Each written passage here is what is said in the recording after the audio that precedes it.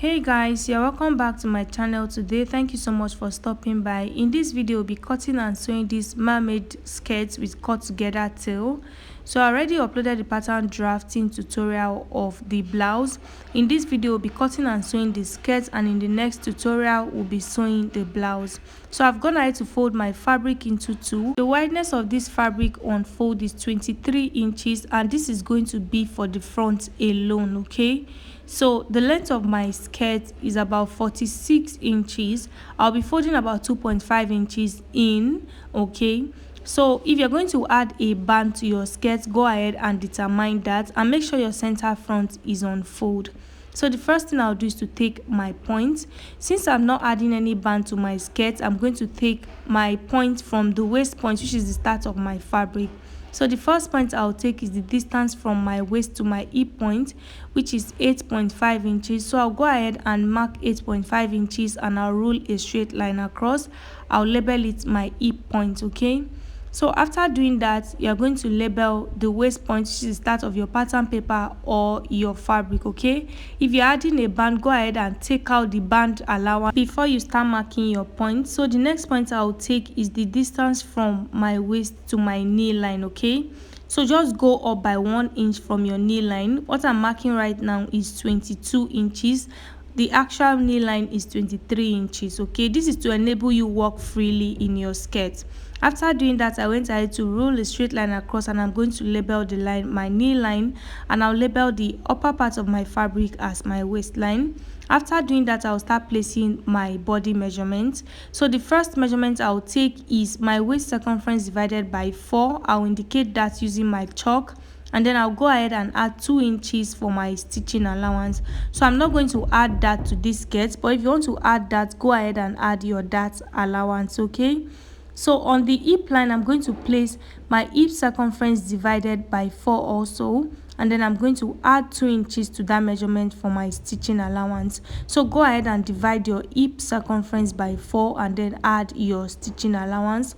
On the knee line, I'm going to place my tape back on the hip line. What I have is 12 inches. So what I'll do is to take out 1.5 inches from these 12 inches that I have on the hip line. Okay, you can measure directly on your client, like measure around their knee and make sure it is how they want it to be. If they want it tight, you can make it tight. If they want it loose, you can make it loose. But the trick I use is to take out 1.5 inches from what I have on my hip line, and I'll place it on my knee line. So I've gone ahead to do that. So I placed about 10.5 inches on my hip line. Okay, on my knee line, sorry. After doing that, I'm going to connect using my ruler from the waist to the hip, and from that point to the knee line like this.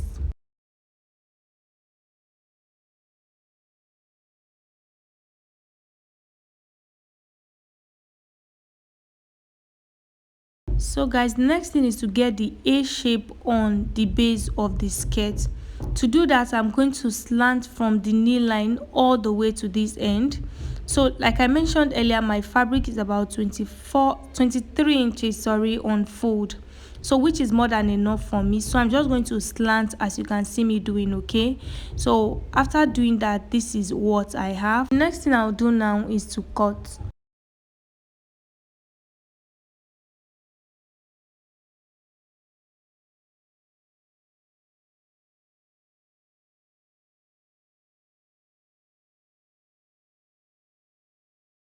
After cutting, this is what I have for the front. What I'll do is to make the length equal, and to do that, I'm going to place my tape on the center front. You can see that the shape on the center front is different from the shape on the edge, and we need it to be the same length. So I'll place my tape from the knee line down to the end of the fabric, and what I have is about 22 inches, I guess, I'm not sure.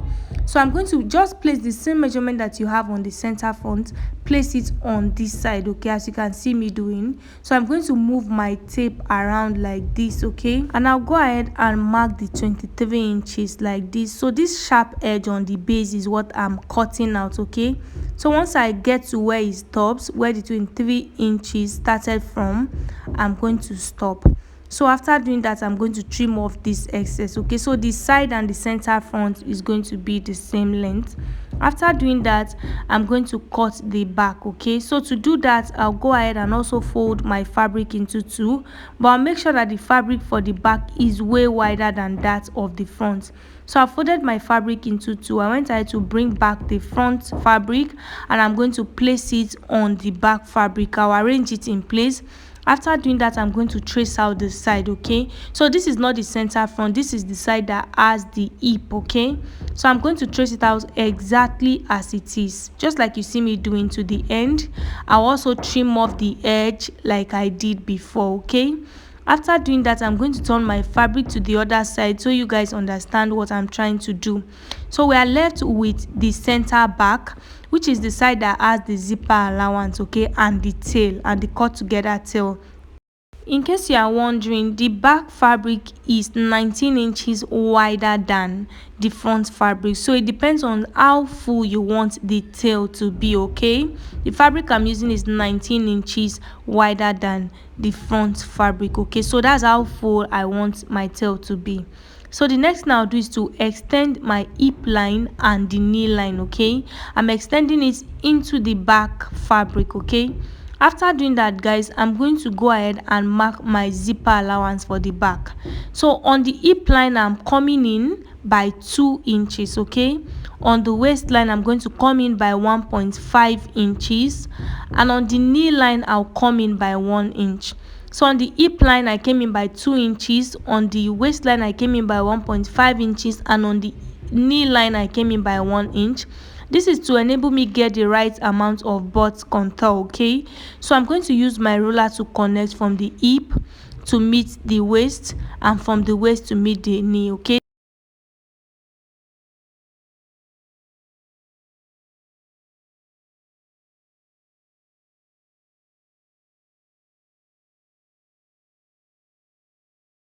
after connecting, guys, this is what I have. Next now, is to slant from the knee line down to the base of my fabric. This part is going to be the tail. Okay, so just go ahead and slant it out. Okay, so depending on how wide your fabric is, go ahead and slant it to meet the end of the fabric, as you can see me doing. So we have our tail. After doing that, I'm going to go ahead and cut.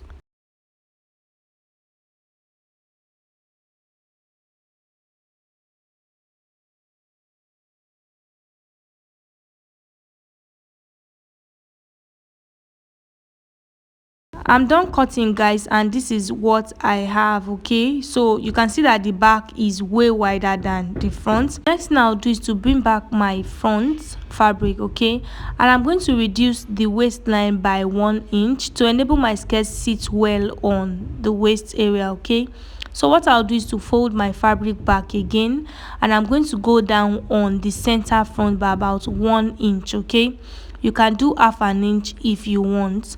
So I'll go down and I'll connect it back to the other side of the waist. Okay, and then I'll trim it out.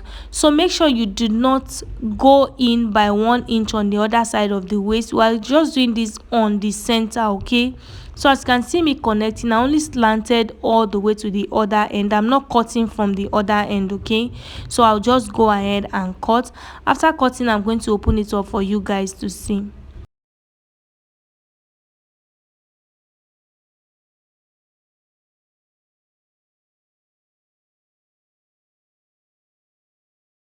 So guys, this is what the front of the skirt is looking like.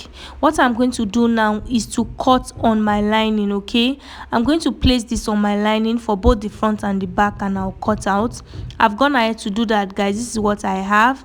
This is the front. The center front is on fold. Okay, and then my lining is about 2.5 inches shorter than my main fabric, because I want to fold the fabric inward when I'm sewing. Okay, so you can see that if you want to fold it in, it's okay. You can do less than 2.5 inches. Okay, you can even do 1 inch if you want.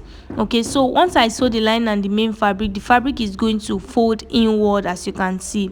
So what I'll do now is to place the lining and the main piece right sides facing right side, as you can see me doing. So I'll first of all sew the base in place. Remember, the lining is shorter than the fabric, so I'll arrange it in place, making sure that the lining and the fabric meets on the base, and then I'll go ahead and sew the base. After sewing the base, I'll pull it up to the waist, and then I'll sew the waist. After doing that, I'll sew the sides. I'll just leave a little bit of opening that I'll use to turn everything inside out, and I'll iron. So for the back, I've also gone ahead to cut out my lining piece. I have two of it. So what I'll do now is to just arrange them also right side facing right side, and I'll sew on the base first, just like I did for the front. Okay, so I'll sew the base all the way around. I'll pull it to the waist. After doing that, I'll sew the sides, and then I'll leave a little bit of opening that I'll use to turn it inside out. After sewing, I'll turn it inside out, and I'll go ahead and give it a good press.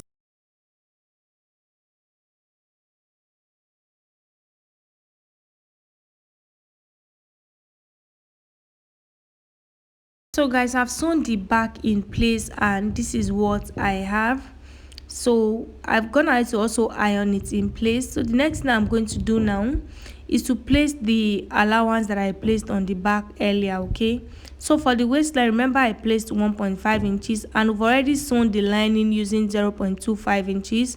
So I'm going to mark what is left, okay, which is 1.25 inches. And on the hip line also, I placed 2 inches. I've already used 0.5 inches, which is also 2.5 inches. I've used it to join the lining and the main fabric. So I'm going to place what is left. I'll connect from the waist to meet the hip like this.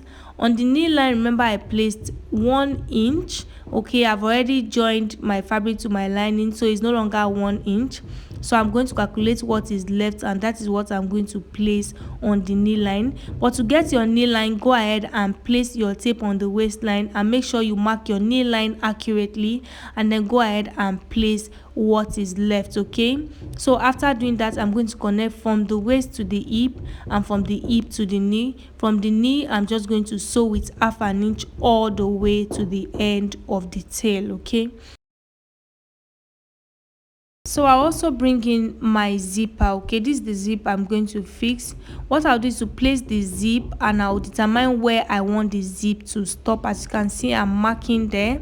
So I'm going to now sew from where the zip is stopping down to the base of the skirt, and I'll fix my zipper. So I've gone ahead to do that. I've also fixed my zipper in place, and this is what I have, guys.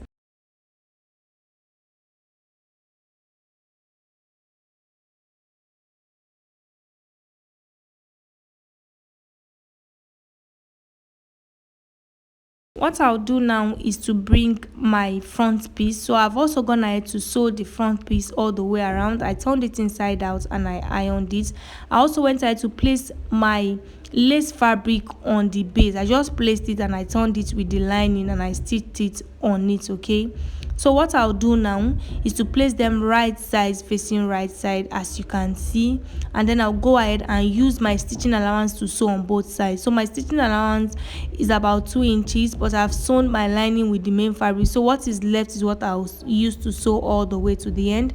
After sewing, I went ahead to turn it inside out, and I gave it a good press, and this is what I have, guys. So I hope this tutorial was helpful. Don't forget to leave your questions in the comment section. I'll see you in the next one.